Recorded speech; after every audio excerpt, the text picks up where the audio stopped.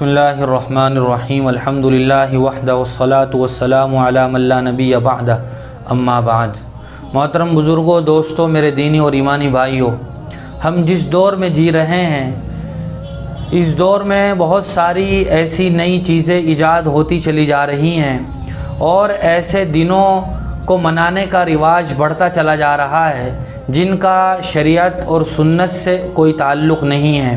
بظاہر ان دنوں کو منانے میں بسا اوقات آدمی ان حدوں کو بھی پھلانگ جاتا ہے جو اللہ اور اس کے رسول کی صریح احکام کی خلاف ورزی پر مبنی ہوتے ہیں۔ حضور اکرم صلی اللہ علیہ وسلم کی سنت اور اسوہ ہمارے لیے وہ قابل تقلید اسوہ ہے کہ جس پر چل کر ہم زندگی کے تمام تر مراحل بآسانی طے کر سکتے ہیں۔ سال بھر میں ایسے من گھڑت دنوں کو منانے کا رواج بڑھتا جا رہا ہے کہ جن کو اگر ہم اسلامی شریعت سے تقابل کرتے ہوئے دیکھتے ہیں تو ان کا کوئی تذکرہ شریعت میں موجود نہیں ہے۔ مثال کے طور پر چاکلیٹ ڈے، کس ڈے، اسی طرح فروری کی 14 تاریخ کو جو ویلنٹائن ڈے منایا جاتا ہے، یہ وہ دن ہے کہ جن میں فحاشیت اور عریانیت کو فروغ دیا جاتا ہے۔ 14 تاریخ کو جو ویلنٹائن ڈے منایا جاتا ہے یہ بھی یوم محبت کے نام سے منایا جانے والا ایسا ہی دن ہے جس میں اظہار محبت کے نام پر بے رہ روی اور اسلام سے روگردانی اور بے حیائی کو فروغ دیا جاتا ہے۔ بنیادی طور پر اگر دیکھا جائے تو یہ عیسائیوں کا ایک تہوار ہے جس کے بارے میں بہت ساری باتیں ملتی ہیں کہ اس 14 فروری کو منائی جانے والے ویلنٹائن ڈے کی کیا حقیقت ہے۔ اس میں بہت سارے اقوال ہیں لیکن بنیادی طور پر یہ عیسائیوں کا ایک تہوار ہے۔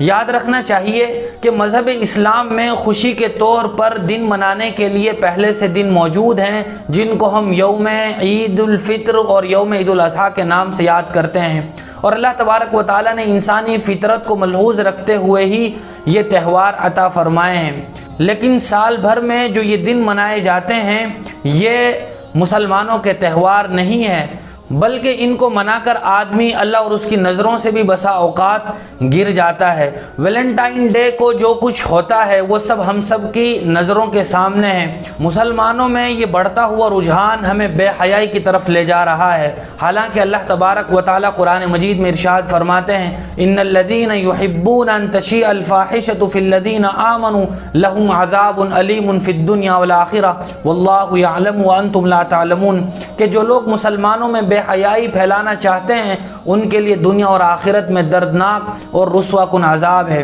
حضور اکرم صلی اللہ علیہ وسلم کی حیا پر مشتمل بہت ساری حدیثیں ہیں۔ آپ نے فرمایا الحیاء شعبۃ من الایمان، کہ حیا یہ ایمان کا ایک حصہ ہے۔ اگر کہا جائے تو یہ بھی کہا جا سکتا ہے کہ جو حیا ہے وہی ایمان ہے اور جو ایمان ہے وہی حیا ہے، اور اگر ہم حیا کے تمام تر پردوں کو چاک کر دیں تو حضور اکرم صلی اللہ علیہ وسلم کا فرمان ہے اذا فاتک الحیاء فافعل ما شئت، کہ جب تمہارے اندر حیا موجود نہ ہو تو پھر تم جو چاہے کرو۔ اس دن بھی ایسا ہی ہوتا ہے کہ آدمی یوم محبت کے نام سے اس دن کو مناتا ہے لیکن بہت ساری بے حیائی پر مشتمل خرافات کو انجام دیتا ہے۔ اگر ہم محبت کرنا چاہیں تو اللہ سے محبت کی جائے، اگر ہم محبت کرنا چاہتے ہیں تو رسول اکرم صلی اللہ علیہ وسلم سے محبت کی جائے جن کے بارے میں اللہ تبارک و تعالیٰ فرماتے ہیں قل ان کنتم تحبون اللہ فاتبعونی یحببکم اللہ ویغفر لکم ذنوبکم، کہ اگر تمہیں اللہ سے محبت کا دعویٰ ہے تو میرے رسول کی اتباع کرو تو اللہ تم سے محبت کرے گا۔ حضور صلی اللہ علیہ وسلم کا فرمان ہے لا یؤمن احدکم حتی اکون احب الیہ من والدہ وولدہ والناس اجمعین، کہ تم میں سے اس وقت تک تمہارا ایمان کامل نہیں ہو سکتا جب تک میری محبت تمہیں اپنے سے زیادہ، اپنی اولاد اور جان مال سے زیادہ پیاری نہ ہو جائے۔ حضور اکرم صلی اللہ علیہ وسلم کا فرمان ہے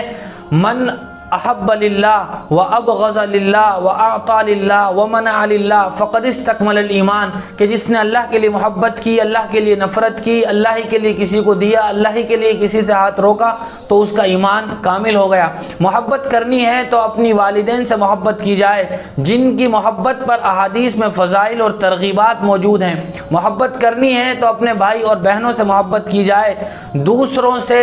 اور غیر محرم نوجوان خواتین سے اس طرح نام نہاد محبت کے عنوان سے بے حیائی کو فروغ دینا یہ اللہ اور اس کے رسول کی ناراضگی کا سبب ہے۔ اور یہ غیر اسلامی رسمیں اگر اسی طرح مسلمانوں میں پروان چڑھتی رہی، جنم دن منایا جاتا رہا اور ویلنٹائن ڈے کے نام سے یہ خرافات انجام دی جاتی رہی، تو وہ دن دور نہیں کہ اسلامی تہذیب یہ لوگوں کی نظروں سے اوجھل ہو کر رہ جائے اور ہماری آنے والی نسلیں بھی انہی خرافات میں پڑ جائیں۔ حالانکہ اسلامی تہذیب اور کلچر ہی وہ تہذیب ہے جو اپنانے کے قابل ہے، دنیا اور آخرت میں ہمارے لیے فلاح و کامرانی کا ذریعہ ہے، اور یہ دوسروں اور غیروں کا تہوار ہے۔ آپ نے نہیں سنا ہوگا کہ کسی آدمی نے اور کسی غیر مسلم نے بقرعید کے دن مسلمانوں میں کے تہوار میں شرکت کی غرض سے کوئی جانور ذبح کیا ہو۔ آپ نے نہیں دیکھا ہوگا کہ کسی غیر نے عید کے دن مسلمانوں کے تہوار کی وجہ سے عید کی نماز پڑھی ہو۔ تو کیوں مسلمان دن بدن غیروں کو تہوار کو اپناتے چلے جا رہے ہیں اور اللہ کی نظروں سے اور رسول اکرم صلی اللہ علیہ وسلم سے